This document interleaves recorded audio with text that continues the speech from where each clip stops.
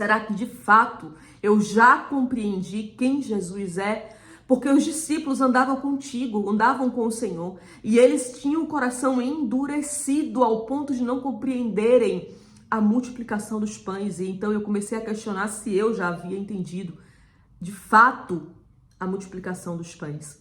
E depois eu comecei a ler, e li, reli, chorei, perguntando ao Senhor o que significava a multiplicação dos pães. Não era só o pão, não era só o peixe, não pode ser. Se fosse só isso, os discípulos teriam entendido.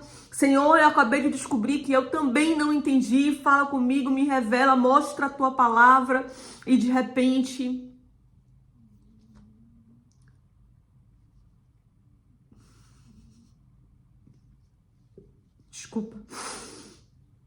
de repente veio ao meu coração que não tinha a ver com o pão e com o peixe, não o pão e o peixe físico, mas quem multiplicou o pão e o peixe?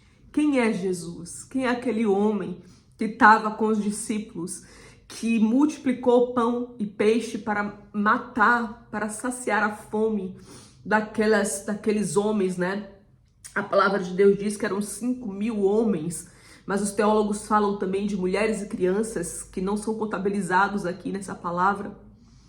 Mas quem era Jesus? Quem de fato era aquele homem que estava ali multiplicando o pão e o peixe para saciar a fome daquelas pessoas? E quando isso veio ao meu coração, eu comecei a compreender que eu de fato conheço muitas histórias sobre Jesus, mas que há tanto ainda para conhecer sobre quem ele é de verdade, para que eu me aproxime um pouco mais em ser verdadeira adoradora, que adora ao Pai em espírito e em verdade. E eu comecei a dizer ao Senhor: Senhor, eu acho que eu não sei quem Tu és, eu acho que eu ainda não entendi de fato quem Jesus é, eu ainda não entendi de fato, né, o que significa amar a Jesus de todo o meu coração, amar a Jesus com toda a minha alma, com todo o meu ser, com tudo que tenho e sou.